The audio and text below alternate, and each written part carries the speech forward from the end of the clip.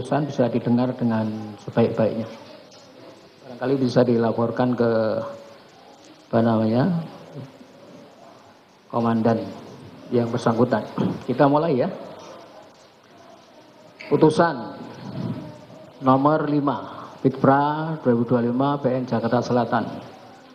Demi keadilan berdasarkan ketuhanan yang Maha Esa, Pengadilan Negeri Jakarta Selatan kelas Subta khusus yang mengadili permohonan pra peradilan telah menjatuhkan putusan sebagai berikut dalam permohonan Hasto Kristianto beralamat di Villa Taman Kartini Jalan Geraha Asri 6 Romawi Blok G 3 Romawi nomor 18 Kota Bekasi, Provinsi Jawa Barat dalam hal ini memilih domisili kuasa hukumnya yang memberikan kuasa kepada Profesor Dr. Todung Mulya Lubis, SLM dan kawan-kawan, para advokat dan penasihat hukum yang tergabung dalam tim advokasi yang beralamat di Jalan Diponegoro nomor 58 Menteng, Jakarta Pusat. Berdasarkan surat kuasa khusus tertanggal 6 Januari 2025 yang telah didaftarkan di Kepaniteraan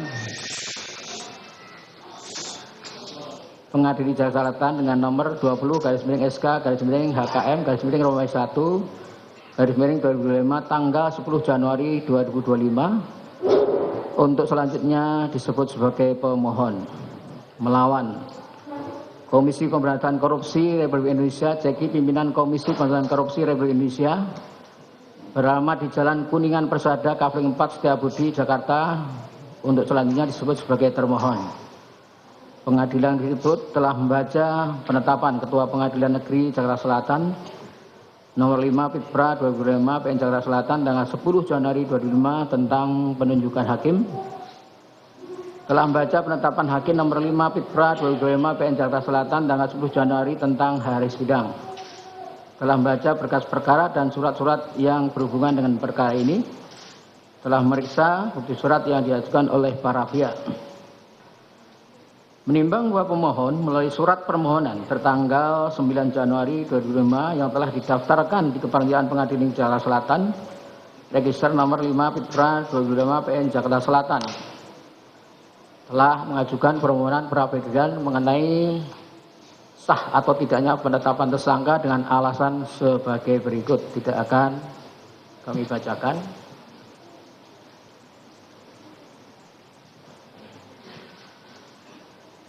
Menimbang bahwa pada hari persidangan yang telah ditetapkan, pemohon hadir kuasanya tersebut, sedangkan untuk termohon hadir kuasanya Iskandar Marwanto SMH dan kawan-kawan, pegawai pada Komisi Pemberantasan Korupsi Republik Indonesia berdasarkan surat kuasa khusus nomor 4/HK-00700/01/01/2025 yang telah didaftarkan di Kepaniteraan Pengadilan Negeri Jakarta Selatan dengan nomor 79/SK/HKM/Romawi 2/2025 tertanggal 4 Februari 2025.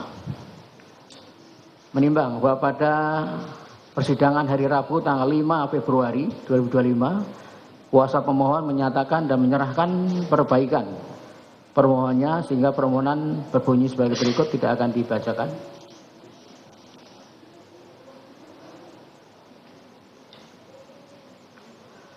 Menimbang bahwa terhadap permohonan pra peradilan yang diajukan oleh pemohon tersebut, termohon telah mengajukan jawaban yang pada pokoknya sebagai berikut, tidak akan dibacakan.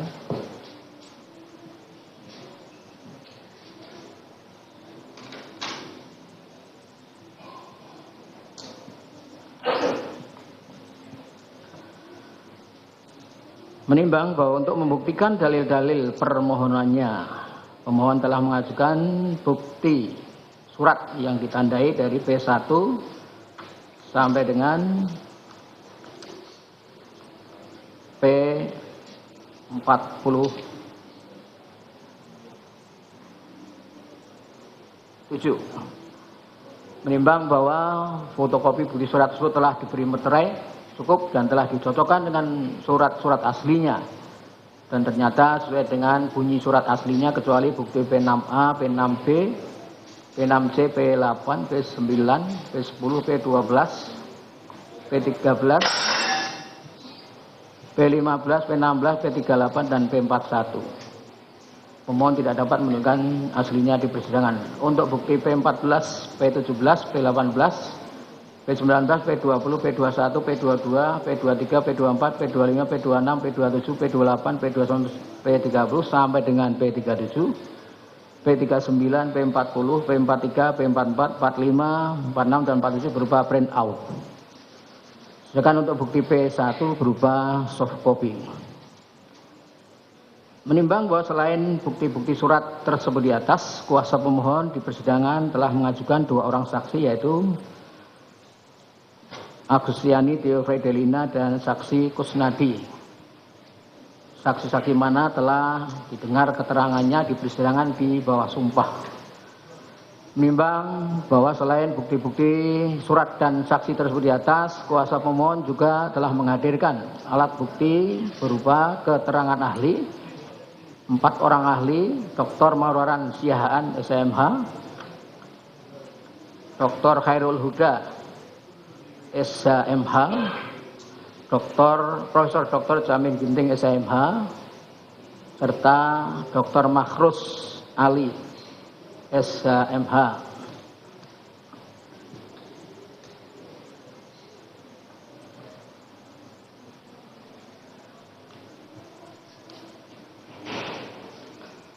Menimbang bahwa untuk membuktikan dalil-dalil bantahannya, termohon telah mengajukan bukti surat yang ditandai dari T1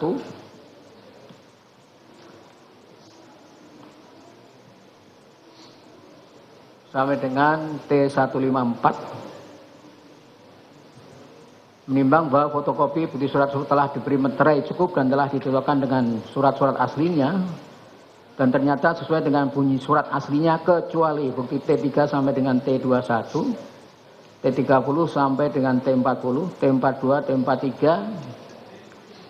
T45, T47, T48, 49, T50, T51, T54, T63, T68, T69, T70, T72, T73, T81, T86, T87, T89, T92, T93, T98, T99, T100, T101, 102, 103, 109, T111, 113, 115, 117, 118, T120, T122, T123, T124, T125, T126, T128, T129, T139, T143, T145, T146, dan T147.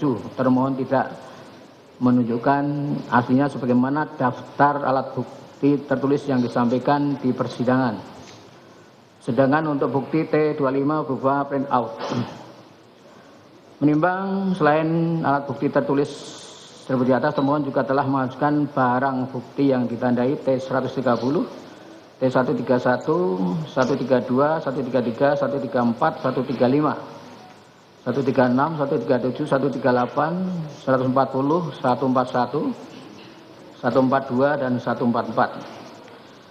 Menimbang bahwa selain bukti surat dan barang bukti sebagaimana tersebut di atas, kuasa termohon di persidangan telah pula mengajukan 4 orang ahli, yaitu ahli Profesor Dr. Priya Jatmika SHMH, ahli Dr. Erdianto SH MHum, ahli Dr. Asmi Saputra SHMH,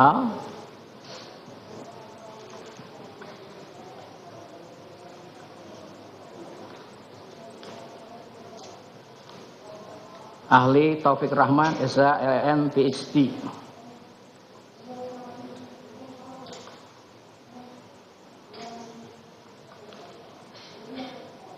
Menimbang bahwa terhadap alat bukti yang disampaikan pemohon, hakim berpendapat walaupun terdapat alat bukti yang tidak diperlihatkan aslinya di persidangan, namun bersesuaian dengan alat bukti lainnya, maka hakim berpendapat dapat digunakan untuk mempertimbangkan dalam putusan ini. Demikian pula tentunya terhadap alat bukti yang diajukan oleh termohon berdasarkan putusan Mahkamah Agung RI nomor 112 K Perdata 1996, kecuali terhadap alat bukti yang tidak bersesuaian dengan alat bukti lainnya, maka tidak akan dipertimbangkan.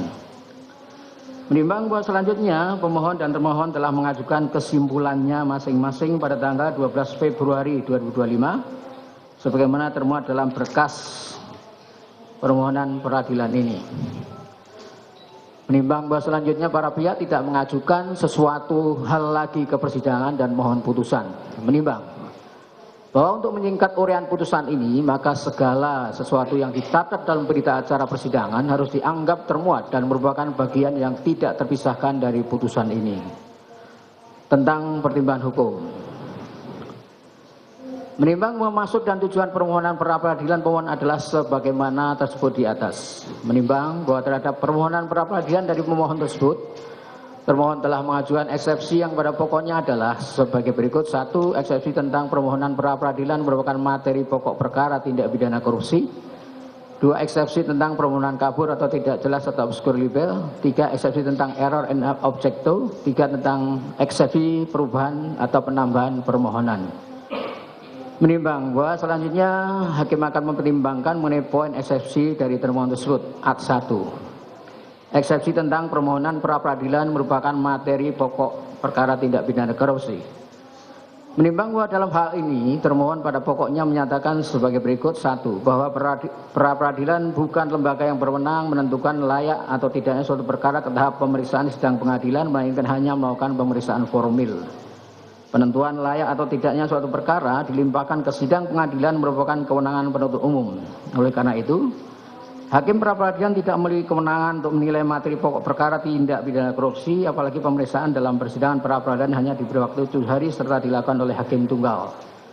2. Bahwa dalil-dalil pemohon yang seharusnya disampaikan pada pemeriksaan di persidangan pokok perkara pada pengadilan tindak pidana korupsi sebagai hak pemohon untuk melakukan pembelaan atau pledoi.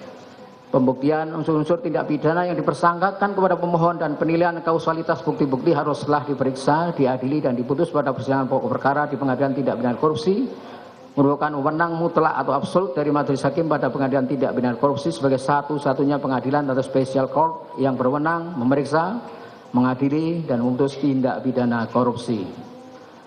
Menimbang bahwa meskipun pemohon menguraikan tentang putusan Pengadilan Negeri Jakarta Pusat nomor 28/Pitsus/TPK/2020 PN Jakarta Pusat tanggal 24 Agustus 2020 yang tidak menyebutkan nama pemohon dalam pertimbangan hukumnya sebagai pihak yang turut serta melakukan tindak pidana sebagai pihak yang menerima keuntungan berupa uang yang mana hal tersebut tidaklah menjadikan permohonan yang diajukan oleh pemohon menjadi tidak beralasan untuk diajukan, karena jika dicermati permohonan pemohon telah jelas menguraikan pokok permasalahan dalam perkara agung adalah tentang penetapan pemohon sebagai tersangka yang mana penetapan tersangka adalah salah satu objek pra peradilan sebagaimana ketentuan pasal 21 Peraturan Mahkamah Agung RI nomor 4 tahun 2016 tentang larangan peninjauan kembali putusan pra peradilan. Menimbang berdasarkan rangkaian pertimbangan hukum supaya di atas, hakim berpendapat eksepsi termohon ad 1 tidaklah beralasan hukum dan haruslah ditolak. 2. Eksepsi tentang permohonan kabur atau tidak jelas atau obskur legal. Menimbang bahwa dalam hal ini termohon pada pokoknya menyatakan sebagai berikut. 1. Bahwa tidak ada relevansi antara kritik pemohon terkait kebijakan pajak pertambahan nilai sejumlah 12%, option pajak kendaraan bermotor sebesar 66% dengan perkara pra peradilan agung. Termohon juga tidak dalam urutan berkaitan, termohon juga tidak dalam urusan berkaitan dengan hal-hal yang didalilkan oleh pemohon tersebut. 2. Bahwa juga tidak ada relevansi antara prosesi pengangkatan pimpinan termohon dengan ruang lingkup pra peradilan yang hendak diujikan oleh pemohon. Suksesi kepemimpinan pada lembaga termohon tidak seharusnya menjadi alasan. Sekali lagi, termohon bukan organisasi politik yang menggunakan anasir-anasir politik dalam melaksanakan tugas pokok dan fungsi termohon sebagai institusi penegak hukum. 3. Bahwa sungguh tidak linear dengan petitum yang dimohonkan berkaitan dengan kedua hak dalil tersebut. Seharusnya secara formil dalil-dalil dalam permohonan pra peradilan atau posita atau fundamentum petendi, yaitu bagian yang berisi dalil yang menggambarkan adanya hubungan yang menjadi dasar atau uraian dari suatu tuntutan. Dalam mengajukan suatu tuntutan, pemohon harus menguraikan terlebih dahulu alasan-alasan atau dalil-dalil yang melandasi pengajuan tuntutan, atau dengan kata lain posita atau fundamentum petendi berisi uraian tentang kejadian perkara atau duduk persoalan suatu kasus. Sedangkan petitum berisi tuntutan apa saja yang dimintakan oleh pemohon kepada hakim untuk dikabulkan. Menimbang bahwa terhadap dalil eksepsi yang diajukan oleh termohon tersebut, hakim berpendapat bahwa apa yang diberikan oleh pemohon di dalam permohonannya merupakan penjelasan atau uraian yang bertujuan untuk mendukung dalil pokok permasalahan pemohon, yaitu penetapan pemohon sebagai tersangka. Namun untuk menilai apakah dalil tersebut memiliki relevansi dengan pokok permasalahan perkara aku, hakim akan mempertimbangannya dalam pokok perkara. Menimbang bahwa akan tetapi selanjutnya setelah hakim mempelajari dan mencermati permohonan pemohon maupun jawaban termohon, yang mana penetapan pemohon sebagai tersangka didasari oleh 2 surat perintah penyidikan sebagai berikut. 1. Surat perintah penyidikan nomor sprint /(00.00.01/12/2024 tanggal 23 Desember 2004 atas nama Hasto Kristianto atau pemohon dengan dugaan merintangi penyidikan. 2. Surat perintah penyidikan nomor sprint /(tik/(00.00.01/12/2024 tanggal 23 Desember 2004 atas nama Hasto Kristianto atau pemohon dengan dugaan memberi hadiah atau janji kepada penyelenggara negara. Maka hakim akan mempertimbangkan sebagai berikut. Menimbang bahwa penetapan tersangka terhadap pemohon dengan 2 surat perintah penyidikan tersebut di atas jelas adalah terkait dengan dugaan 2 tindak pidana yang berbeda yang disangkakan kepada pemohon, yaitu dugaan tindak pidana perintangan penyidikan dan dugaan tindak pidana memberi janji atau hadiah atau suap kepada penyelenggara negara. Menimbang bahwa jika dihubungkan dengan dalil permohonan pemohon bab 3 butir D yang menyatakan penetapan tersangka oleh termohon tidak didukung oleh 2 alat bukti permulaan yang cukup dalam perkara yang bersangkutan dan justru mengacu pada alat bukti perkara yang lain yang sudah inkrah van gewetste berkekuatan tetap, sehingga penetapan tersangka tidak sah dan patut untuk dibatalkan. Maka timbul pertanyaan, apakah alat bukti perkara lain yang dimaksud pemohon tersebut adalah digunakan untuk dugaan tindak pidana merintangi penyidikan berdasarkan sprendik nomor 152 atau untuk dugaan tidak pidana memberi hadiah atau janji kepada penyelenggara sebagaimana dalam sprendik nomor 153, atau digunakan dalam kedua dugaan tindak pidana tersebut sekaligus. Di mana jika mendasarkan pada dalil permohonan pemohon maupun dalil bantahan termohon bahwa perkara yang sudah inkrah adalah perkara suap atas nama Wahyu Setiawan dan Agustiani Tio Fridelina, sedangkan tidak ada perkara perintangan penyidikan yang sudah inkrah sebelumnya. Menimbang bahwa pertanyaan tersebut penting menurut hakim karena justru pemohon dalam permohonan pra-peradilan ini mempermasalahkan mengenai penetapan tersangka dalam 2 dugaan tindak pidana pada pemohon yang tidak didukung oleh alat bukti permulaan yang cukup, yang mana tentang bukti permulaan akan dinyatakan sah atau tidak menjadi dasar 2 penetapan tersangka berikut. Sah tidaknya segala upaya paksa yang dilakukan termohon dalam pra-peradilan ini, apalagi lazimnya pembuktian terhadap dugaan 2 tindak pidana yang berbeda tentu menggunakan alat bukti yang berbeda pula, maka konsekuensinya tidak menutup kemungkinan terhadap alat bukti yang digunakan pada masing-masing dugaan tindak pidana berbeda dan tentunya berpotensi mempengaruhi hasil penilaian hakim atas keabsahan alat bukti permulaan yang digunakan untuk penetapan status tersangka pada kedua dugaan tindak pidana tersebut, yang bisa saja pada satu penetapan tersangka pada satu dugaan tindak pidana dinyatakan sah, sedangkan pada penetapan tersangka pada dugaan tindak pidana lainnya dinyatakan tidak sah oleh hakim, sehingga pada akhirnya menyulitkan hakim dalam pertimbangan serta amar putusan pra-peradilan. Padahal sebagaimana ketentuan pasal 2 butir 4 Peraturan Mahkamah Agung RI nomor 4 tahun 2016 tentang larangan peninjauan kembali putusan pra-peradilan, bahwa pra-peradilan tentang sah tidaknya penetapan tersangka dilakukan dengan pemeriksaan singkat. Bahkan dalam ketentuan pasal 82 butir C KUHP dilakukan secara cepat dan dalam waktu selambat-lambatnya 7 hari hakim sudah menjatuhkan putusan, yang mana pemaknaan pemeriksaan singkat walaupun tidak dijelaskan dalam ketentuan Perma nomor 4 tahun 2016 tersebut, namun merujuk pada ketentuan pasal 203 ayat 1 KUHP yang dimaksud pemeriksaan singkat yaitu pembuktian dan penerapan hukumnya mudah. Menimbang bahwa oleh karena alasan tersebut, hakim berpendapat permohonan pemohon seharusnya diajukan dalam 2 permohonan pra-peradilan, bukan dalam 1 permohonan. Menimbang bahwa dengan demikian permohonan pemohon yang menggabungkan tentang sah tidaknya 2 surat perintah penyidikan atau sah tidaknya penetapan tersangka dalam 1 permohonan haruslah dinyatakan tidak memenuhi syarat formil permohonan pra-peradilan. Maka terhadap eksepsi termohon A2 tersebut beralasan hukum dan patut dikabulkan. Menimbang bahwa berdasarkan berbagai pertimbangan hukum sebagaimana terus di atas, hakim berpendapat bahwa oleh karena eksepsi pada A2 dikabulkan, maka terhadap eksepsi termohon yang lain dan selebihnya tidak perlu dipertimbangkan dan diberi penilaian hukum. Menimbang bahwa oleh karena eksepsi termohon dikabulkan, maka terhadap pokok perkara ini tidak perlu dipertimbangkan dan diberi penilaian hukum lagi. Sehingga dengan demikian, hakim berpendapat bahwa permohonan pra-peradilan dari pemohon adalah dinyatakan tidak dapat diterima.